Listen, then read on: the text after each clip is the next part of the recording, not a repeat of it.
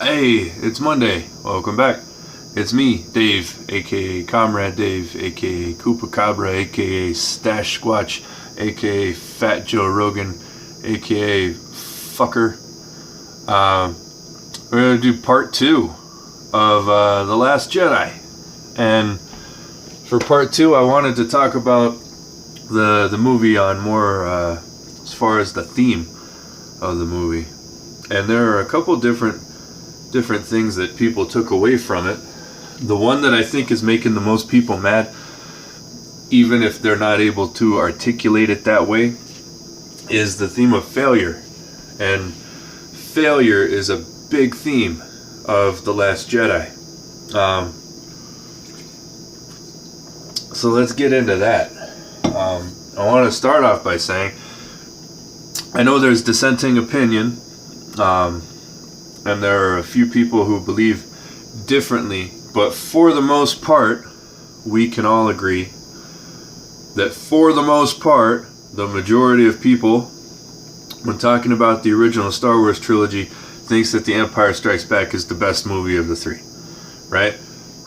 There are a few people who disagree with which one is the best, but which one is considered the best by the most people, we can all really agree that it's The Empire Strikes Back. And what do we get in The Empire Strikes Back that's different from the other movies? It's failure.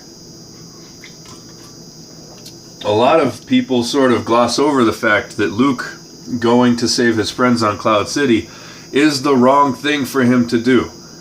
That's a failure of his training, right? It's the exact opposite of what Yoda says he should do. Now, it's what his father would have done. It's the same kind of thing that Anakin would do, right? Anakin was a loyal friend who would go try to save his friends who were in jeopardy, even at the detriment of his own training. Luke does that. Yoda tells him not to. The cave, right? Luke takes his lightsaber into the cave against what Yoda says to do. Han Solo, frozen in carbonite, taken by Boba Fett. He's gone, right? Lando betrays his friends, tries to make things right, loses his entire facility and livelihood, and gets choked by the Wookiee. He's doing so bad at the end of the movie, he's wearing Han Solo's clothes. Or is he? I have a theory about that that's already been put on the internet. That those are actually his clothes. Han Solo is the one who's been wearing Lando's clothes this whole time. I don't want to digress. So, failure's a big theme in The Empire Strikes Back, right? The same people that like the original trilogy, there's a huge number of them who can't accept failure as a theme in The Last Jedi. But like I said, they're not really articulating it as such, and so I don't know if they fully understand that that's the problem. The biggest problem I see thrown around is Luke Skywalker. I brought that up in the last video. A lot of people have trouble with Luke Skywalker not being a badass Grandmaster Jedi who travels the galaxy cutting down bad guys, right? Even though that's totally what Yoda says the Force is not about and shouldn't be about. And the whole theme of the prequels was that the Jedi Order was flawed and wrong in how they went about things, and that's why they fell. Their hubris, right? Going back to the Greek tragedy themes, the hubris brings down the hero. That's what happens if we consider the Jedi Order the hero. They thought they were above everything.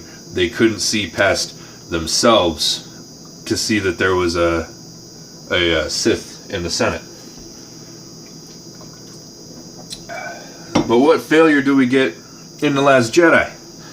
Failure all over the place, right?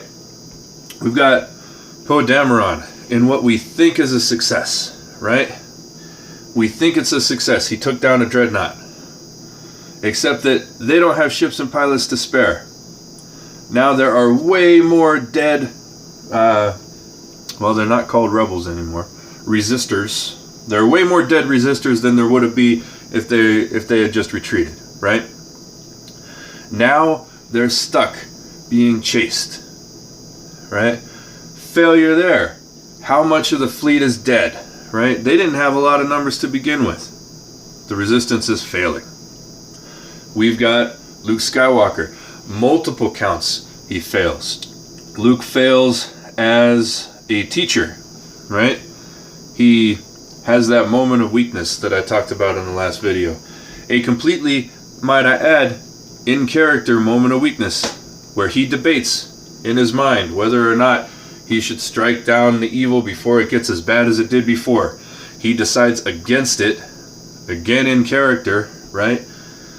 And because of that misunderstanding, loses all of his students. He did not rebuild the Jedi Order. He failed in that respect. How else does he fail? He failed his students personally. He failed the Jedi Order totally, right? In many ways, he's failed the galaxy. This is a problem that he could have done something about, and he chose not to. He retreated. He didn't even use the Force for knowledge and defense like Yoda had told him it was supposed to be. He instead cut himself off from the Force entirely, right? So he's failed the galaxy. He's failed his friends, his sister, right?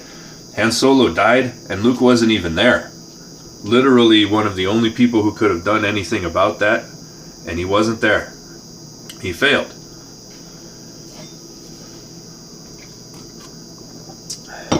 We've got Finn and Rose, right? They failed. Their whole job was to try and protect the fleet. They don't make it. They survive.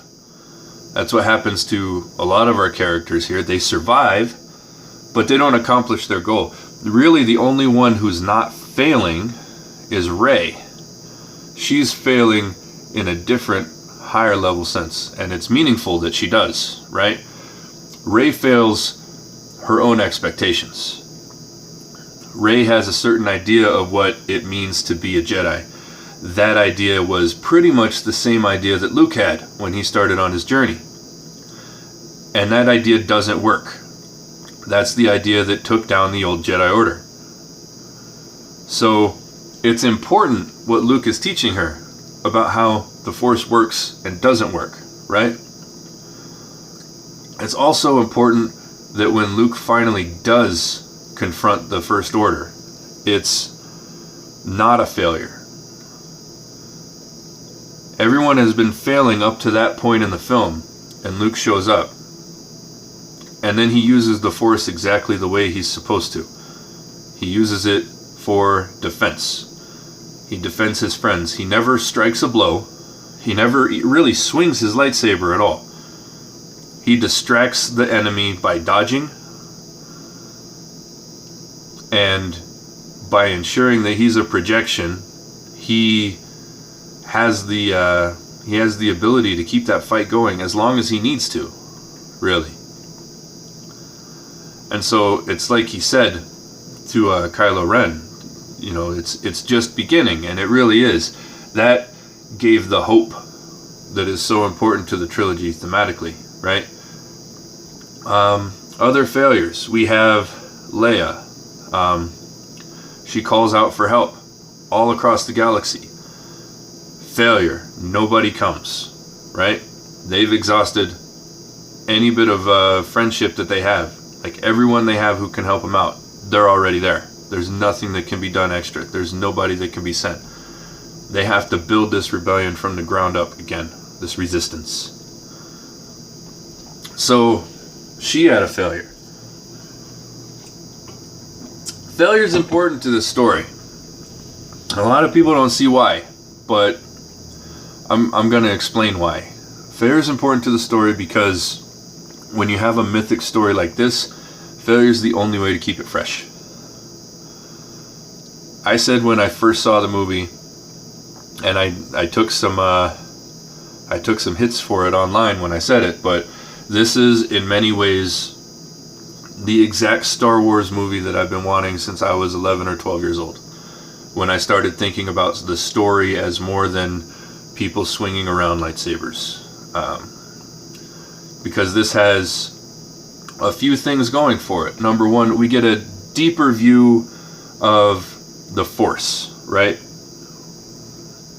And if we think about the progression of the Force, starting with the prequels, think about it chronologically, not in the order that the movies were made. So, thinking back to Qui-Gon Jinn. Qui-Gon Jinn brings up the midichlorians, which a bunch of people hate, right? Maybe rightfully so. But in the context of a greater story about the Force being told, the midichlorians provide something important as a starting point.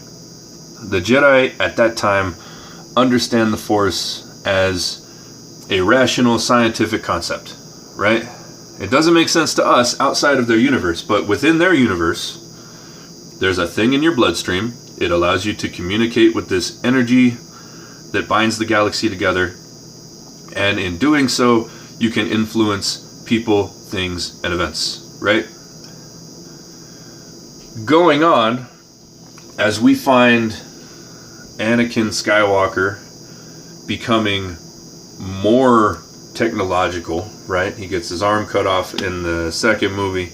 He becomes a cyborg at the end of the third movie, right? The Force is more of a mystical energy field as time goes on, right? It becomes more metaphysical. While Darth Vader and the dark side in general becomes more of a perversion of that, and that builds up technology, right? So that's a perversion of that natural order. So by the time we get to Yoda in The Empire Strikes Back, how does he describe the Force? He doesn't mention midichlorians, right? Story-wise, he has no need to mention midichlorians. He knows who Luke is. He can feel how strong Luke is. Luke's the only hope anyway, because Leia hadn't been written into being his sister at that time yet. So as far as the story goes, there's no reason for him to mention it. But as far as the progression of the Force goes, there's no need to mention it, because we've moved on. The Force is now an energy that binds together the whole universe, and that's it. It's that energy. Communing with that energy is what's important. Then by the time we get to The Last Jedi, we see that in action, with Luke projecting himself across the galaxy to save his friends.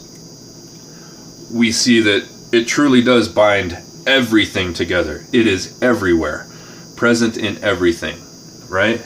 It's the guiding hand. And that was, I think, hard for a lot of people to accept, because when we think about Luke Skywalker, those of us who have been a part of the fandom for so many years, we had no content for so many years. We were disappointed by the official content we were getting for so many years, right? Not all of us, again, but I'm talking about the majority here. And so a lot of people found refuge in the expanded universe. And that expanded universe, it did fill a very important need, but at the same time, they needed to sell books. And you don't sell books for an action-adventure series. You're trying to go to the lowest common denominator of fandom here. You're not going to write a book where Luke talks about philosophy for 300 pages, right? He needs to go on an adventure. He needs to use the Jedi skills that he's built up. Well, that's no longer the story that's being told. That pisses a lot of people off, all right? But it's okay. It's a story that needs to be told, because it's a story that fits in with everything we know from the previous trilogy. If you ignore the actual battles and combat and everything, I know it's hard because wars is right there in the name. But think about the underlying philosophy. What is the lesson? What is the moral, right? The moral is things like loyalty, serenity, being the better person, right? Remember what I said last video, how does Luke finally defeat the Empire? He doesn't. He loses control, gives into the dark side, starts trying to thrash Vader. But it's when he gives up. When he throws down his weapon, and he says, I'm not going to fight you anymore. That's when he's truly become the Jedi returned, right? A lot of people try to argue that it's Darth Vader. Darth Vader, no. he did a good thing at the end. He killed the Emperor to save his son. But Luke becomes a Jedi in that moment. When he throws down his weapon, he's not using the Force, he's not tapping into the dark side to help in his battle against his father. He says, this is the way I'm going to do it. And he just stands there and starts getting the shit shocked out of him. Right? That's the Force. That's what the Force is all about. And all of the failures in The Last Jedi lead into that. Giving the Force control. I'm excited to see what happens in episode 9. I do have a few more things to briefly touch on for the part 3 of this Last Jedi review. I've been able to pare a lot of what I said down. Like I said in the last video, when I started making notes for this one, I was over an hour on my talk. I've got it pared down to about 45 minutes because I don't want to do nothing but Last Jedi videos, and I try to keep these around 15 to 20 minutes a piece for digestibility. So I want everyone to have a great Monday start to your week. It's not been that way for a lot of people already, so I hope things get better if they're not going all right. I'll see you guys next Wednesday for part 3. If you like what you've heard, go ahead and like, share, subscribe, hit that bell notification on the YouTube so that you can see all my videos as they come up. You'll get notified of them in your email. If you want to support me in a more financial way, you can always become a patron on Patreon. I have a lot of exclusives there. Recently, the Friday update I posted for fiction on the Patreon site was getting into some of the lore for the world of Babel. That's an exciting fantasy project that I want to talk about a little more as time goes on. I just want everyone to have a great start to the week. I hope you're doing okay, and I'll see you next time. Bye.